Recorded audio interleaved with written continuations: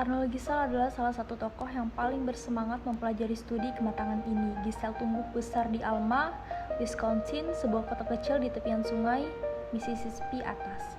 Giselle kuliah kedokteran pada usia 30 tahun. Walaupun sudah memiliki gelar dan sukses sebagai psikolog, Giselle adalah tokoh yang pertama kali mengembangkan tes kecerdasan bayi dan menjadi peneliti pertama yang menggunakan film untuk observasi.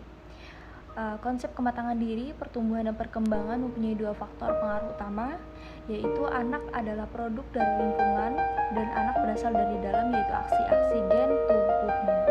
Proses ini disebut kematangan.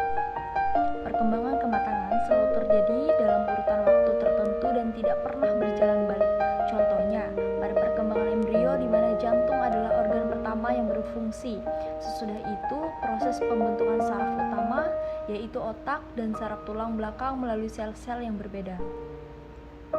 Perkembangan otak dan kepala dibentuk setelah bagaimana bagian lain terbentuk seperti tangan dan kaki. Urutan perkembangan ini terus berlanjut setelah bayi tersebut lahir. Giselle mengatakan bahwa anak-anak membutuhkan lingkungan sosial untuk menyadari potensinya dan daya-daya pensosialan ini bekerja akan maksimal ketika senada dengan prinsip kematangan yang muncul dalam diri mereka. Pada saat yang tepat, mereka akan melakukan suatu tugas menurut desakan yang ada dalam dirinya. Kematangan biologis mengacu pada proses di mana perkembangan manusia diatur oleh faktor-faktor intrinsik utamanya, yaitu substansi kimia yang terdapat di dalam nukleus setiap sel.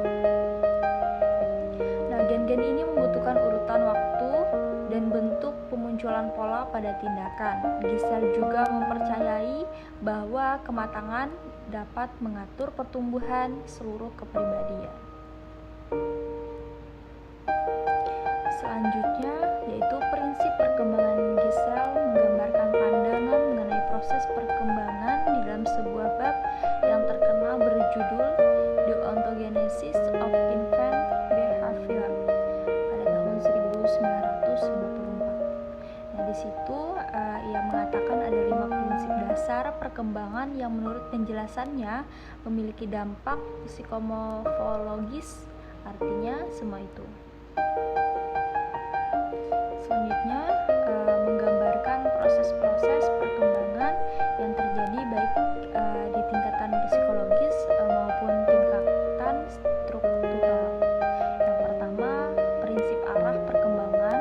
Dalam pemikiran Giselle mengandung arti bahwa perkembangan tidak berlangsung acak, melainkan dalam pola yang teratur. Fakta bahwa perkembangan bergerak maju secara sistematis dari kepala hingga ujung kaki merupakan contoh yang paling nyata ya. Dalam segi apapun, perkembangan akan lebih maju di bagian kepala daripada kaki. Demikian pula seorang bayi yang baru lahir relatif lebih matang susunan saraf motoriknya di bagian kepala daripada di bagian kakinya.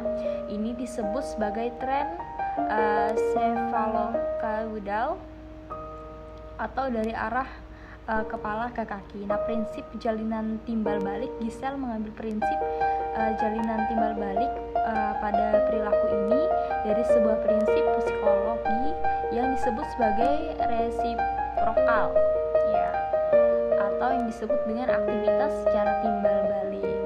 Prinsip fisiologis Sherrington menyatakan bahwa pengencangan dan peregangan otot-otot yang berbeda-beda sama-sama saling melengkapi untuk menghasilkan gerakan tubuh yang efisien. Selanjutnya ada penerapan teori maturasional.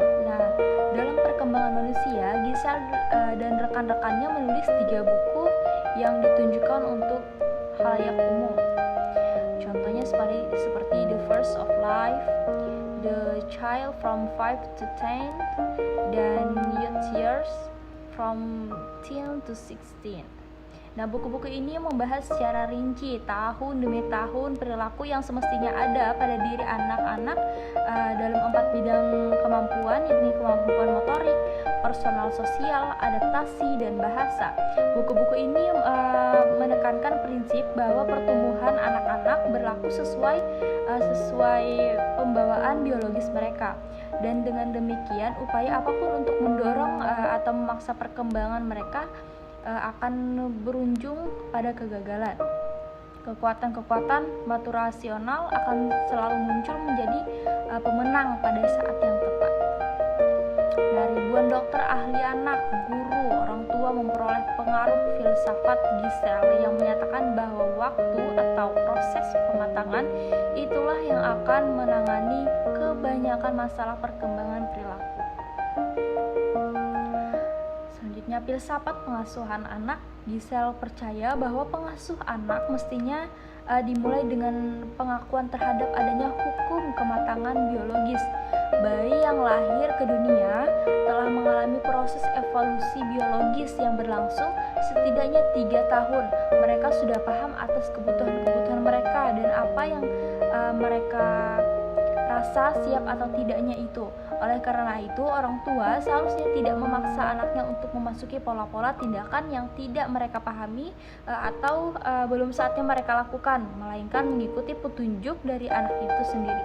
Contohnya, Giselle berpendapat bahwa dalam memberi makan bayi hanya boleh diberikan makan kalau bayi tersebut sudah menunjukkan kesiapan dan ia menentang semua pemberian makanan yang terlalu dini.